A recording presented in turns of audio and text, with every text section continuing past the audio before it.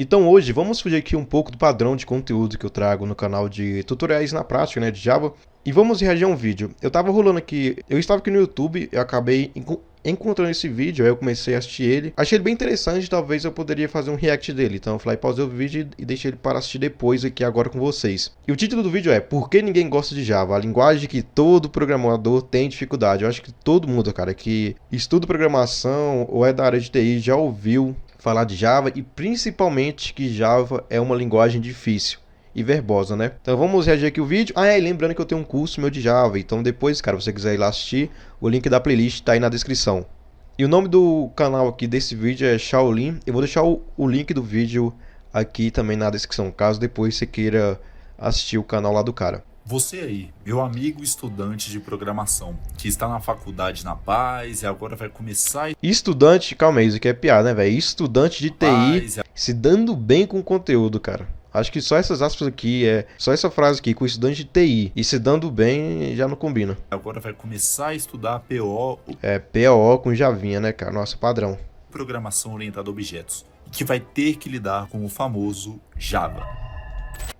Cara, eu lembro que eu comecei a estudar Java antes, eu consegui, né? Eu comecei a gostar de Java e hoje é minha linguagem favorita, justamente por causa disso, cara, que eu vi que todo mundo falava que Java era difícil.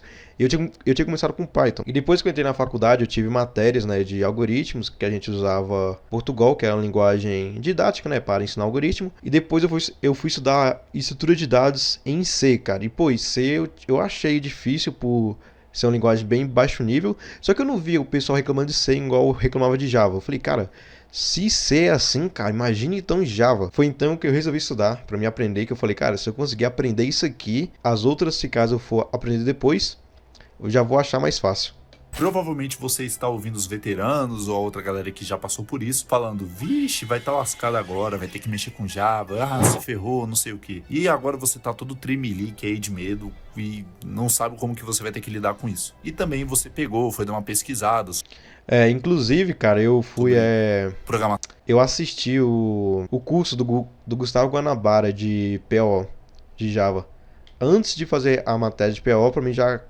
saber um pouco, porque senão eu falei, caraca, mano, eu vou acabar ficando nessa matéria. Programação orientada a objetos, viu algum meme na internet falando de Java e agora você tá pensando por que que todo mundo odeia essa linguagem? Por que que ninguém gosta de Java e todo mundo reclama falando que Java é difícil? Afinal, o que que essa linguagem tem de demais? Por que todo mundo fala mal? É isso que eu vou explicar para você nesse vídeo. E além do mais, vou tentar limpar mais a barra do Java e te mostrar... Aí, finalmente. Só pelo jeito, cara, ele deve ser um javeiro de plantão. Mostrar que ele nem é tão complicado e maldito desse nível. Bom, pelo menos eu acho que ele não seja, né? Primeiro motivo do porquê que o Java é tão odiado. A verbosidade. Com certeza você já ouviu alguém falando isso, né? Que o Java é muito verboso.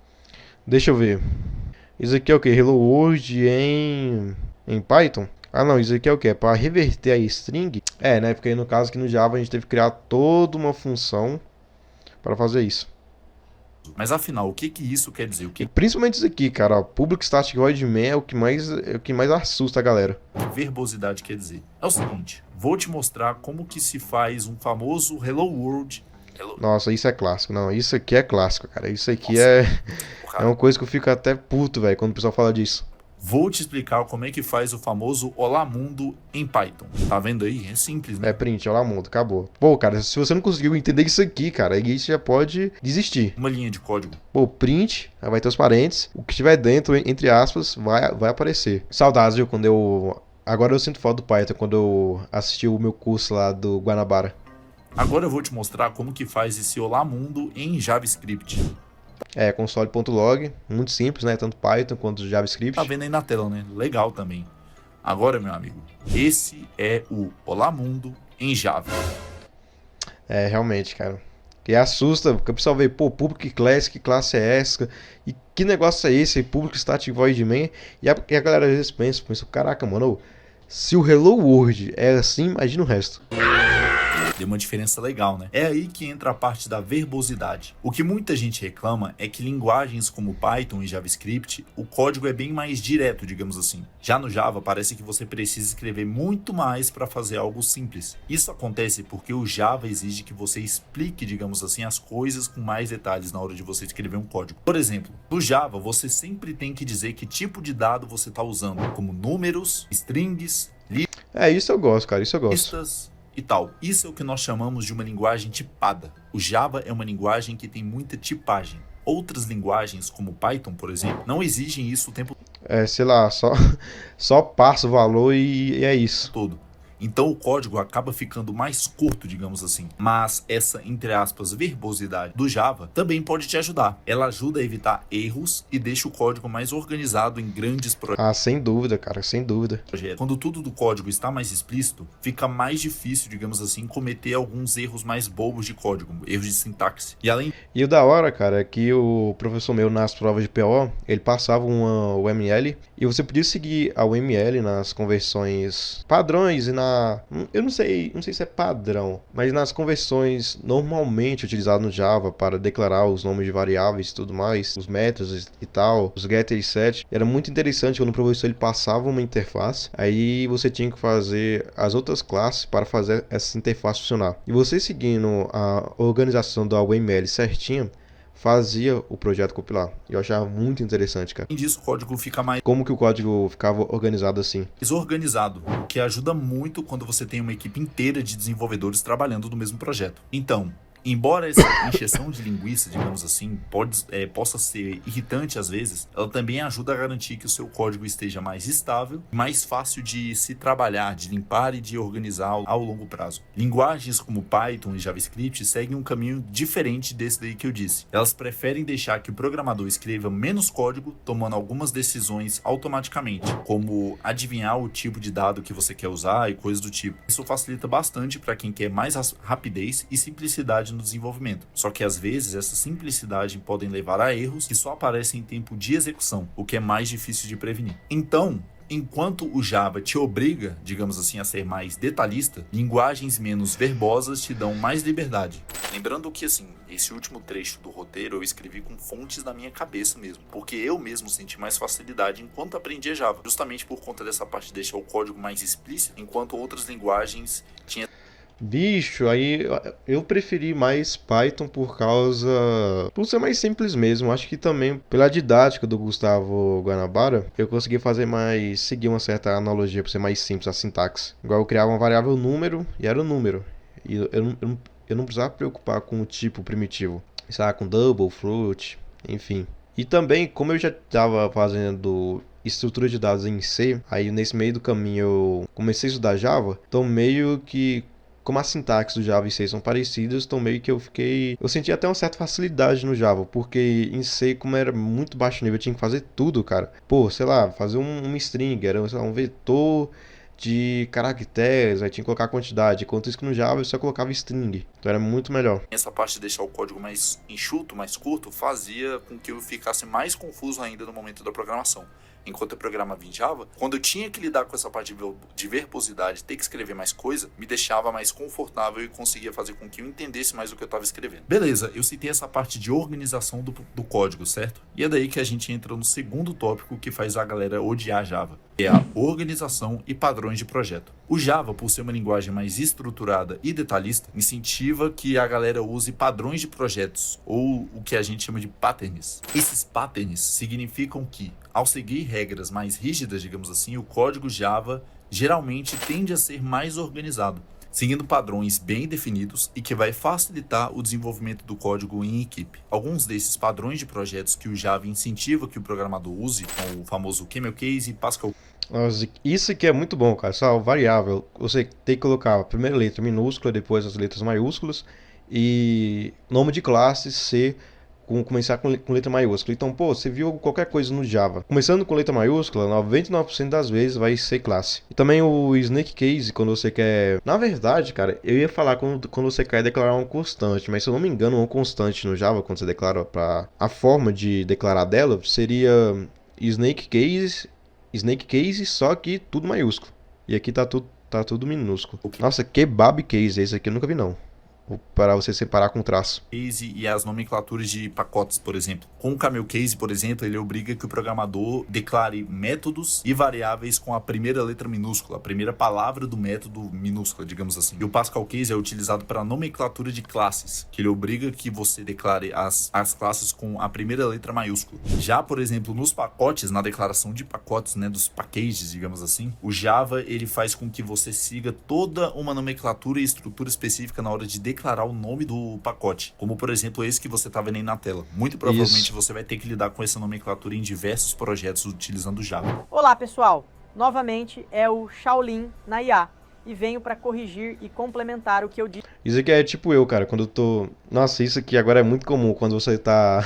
Quando você faz o vídeo, depois você percebe algum erro, alguma coisa. Disse anteriormente. O Seguinte. bom que o dele, como é um vídeo de, tipo assim, comentando, né, conversando, tem como ele corrigir assim no meio. O foda é quando eu tô criando um projeto, eu crio um projeto, eu vejo que tem uns erros muito críticos nele, ou então que eu expliquei muito ruim, eu acabo tendo que fazer de novo, gravar novamente. Eu disse que o Camel Case, Pascal Case e nomes de pacotes eram padrões de projeto certo. Isso não está totalmente certo, na verdade. Esses exemplos são o que nós chamamos de convenção de nomenclatura. Elas são, na verdade, padrões e regras usadas no momento em que a gente nomeia objetos, classes, pacotes e etc. Então acabei confundindo um pouco as coisas, mas para reorganizar, vou explicar novamente. O Java, além de muita verbosidade, segue sim padrões de projeto. Vocês, ao longo dos seus estudos, verão muitos deles. Recomendo que leiam o artigo que eu mostrei agorinha para vocês no vídeo, para terem uma noção da hora, cara, maior eu vou ver. Eu também achei bem interessante, quer ver? Tá na onde aqui? Depois de patterns. Esse artigo aqui, ó, provavelmente, né? Interessante, depois eu vou ler. Verão muitos deles, recomendo que leiam o artigo que eu mostrei agorinha para vocês no vídeo, para terem uma noção maior de quais são e como funcionam. Mas uma vantagem disso é que com a verbosidade e os padrões, você consegue deixar todo o seu projeto organizado e legível para outros programadores. Agora sim, segue o vídeo. Outras pessoas que lidam com esses padrões vão conseguir ler o seu código com mais facilidade e conseguir ter uma compreensão melhor dele, digamos assim. Até porque, vamos pegar o seguinte exemplo, imagina uma empresa com muita gente, com muito desenvolvedor, todo mundo trabalhando do mesmo projeto. Imagina se cada um escrever... Se cada um escrever de uma forma, Snake Case, Camel Case, declarando uma função, ou então variável, começando com letra maiúscula, então tudo maiúsculo. Ver se o seu código da sua maneira, sem seguir de fato um certo padrão. Isso daí traria muita dor de cabeça ao longo prazo, certo? E o Java, por padrão, evita isso. Mas é claro que, assim, toda essa organização tem um preço. Em comparação com linguagens mais dinâmicas, como Python e JavaScript, que a gente já citou antes, o Java pode parecer burocrático. E em outras linguagens não teria muito isso. Isso seria mais flexível, digamos assim. Mas assim, convenhamos. Eu, pelo menos assim, na minha opinião, eu acredito que seja melhor você seguir os patterns, né? Os padrões. É só uma questão de capricho no seu código. E agora vamos com certeza, cara. Tópico, com certeza, tem nem comparação. Que eu creio que seja o mais polêmico em relação ao Java. Muita gente acha o Java uma linguagem desatualizada. Muita gente... Pô, é isso aí também, pelo amor de Deus, né? O Java é velho porque ele foi criado lá nos anos 90, certo? E lembra daquele código cheio de complicações. Sendo que ele foi lançado depois do Python, cara. Python é mais velho que Java. E geralmente o pessoal acha que Python é uma linguagem criada em 2010. Que nem eu disse antes. Comparado a outras linguagens mais novas, o Java pode parecer meio que, sei lá, parado no tempo. Ele congelou no meio do tempo, enquanto as outras estavam progredindo. Mas isso daí, rapaziada, não é bem verdade não, tá? O Java está sempre sendo atualizado pela Oracle, gerando novas... Inclusive, esse ano teve uma atualização, se não me engano é Java 25 ou 24. Versões da famosa JDK, e recebendo melhorias que deixam o código mais simples e rápido. E além disso, existe uma outra prova que rebate tudo isso, que é o... Nossa, o Spring Boot. Meu Deus, cara, que framework foda.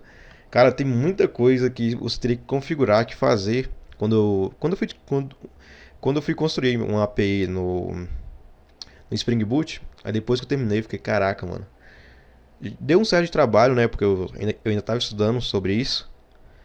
Mas eu fiquei pensando, cara, imagina só se eu não tivesse o Spring Boot, eu tivesse que fazer tudo na mão, cara. Configurar tudo desde o zero. Spring Boot, framework Java que tem ganhado muita popularidade. E tipo assim, Spring Boot é o mais popular, cara. Hoje em dia, sei lá, qualquer vaga no mercado de trabalho, se for precisar de Java, vai ter Spring Boot. Só se for uma vaga bem legada, porque geralmente até essa vaga legada vai ter Spring Boot e algum framework mais antigo. O Spring Boot é uma ferramenta que torna o desenvolvimento de aplicações Java muito mais fácil e rápido. Antigamente, você precisava configurar muitas coisas manualmente quando você lidava com aquele Java padrão, o que deixava todo esse processo mais demorado e complicado. Já o Spring Boot veio para rebater isso. O Spring ele resolve boa parte desses problemas de configuração de uma forma mais automática e reduz boa parte do trabalho que você teria com isso. Além disso, ele facilita, digamos assim, a criação de APIs e ter que lidar com configuração e desenvolvimento da parte de segurança e conexão com o banco de dados. Tudo isso de uma forma mais moderna e enxuta. Isso mesmo, o Spring, ele muitas das vezes pode tornar o Java enxuto, o Java menos verboso. Ele por conta própria reduz. Com certeza, cara. Com as anotações, por exemplo, tem uma tecnologia, algumas bibliotecas que você pode adicionar, como por exemplo o Lombok, que remove isso. O Maven, né, no caso. Isso. Então, beleza. Adicionando a dependência no Maven. Depois de tudo isso que a gente falou, eu acho que fica claro para vocês que o Java, apesar de ter suas críticas, ainda tem muito a oferecer, tá? Sim, ele pode com certeza parecer mais verboso e exigente do que outras linguagens, mas toda essa estrutura que ele segue ajuda a manter todo o seu código mais claro e organizado, especialmente projetos grandes. E mesmo que alguns o considerem desatualizado, ferramentas como o Spring Boot, que eu disse antes, mostram que o Java continua evoluindo e se adaptando às necessidades mais modernas do mercado. No fim das contas, cada linguagem tem suas vantagens e desvantagens. O importante é você escolher qual se adapta melhor às suas necessidades e ao seu projeto. Se você aí gostou do vídeo, não esquece de deixar o seu like, se inscrever no canal e deixe aí um feedback. Bom, cara, bom vídeo. O Java eu curto, cara, é uma linguagem, nossa, muito boa. Às vezes, pior que eu tinha isso com Python, aí depois eu fui estudar C, depois fui estudar Java, fiquei com Java. E talvez depois eu experimente outra linguagem, provavelmente eu tente Python, então voltar pro Python novamente, né, rever alguns conceitos lá de algumas coisas que eu queria fazer. Ou então C Sharp, por ser mais semelhante, também ser uma linguagem orientada a objeto, a sintaxe também lembrar um pouco, ser tipada e tudo mais. E basicamente é isso. Bom, esse canal aqui tem mais vídeos de Java aqui no canal. Pode acessar ele aí, tem vários projetos. E eu também tenho um curso de Java que eu vou deixar o link aí da playlist na descrição. Então assiste por lá, que lá vai ter todas as aulas em ordem, caso você queira começar em Java, né? Então é isso e falou!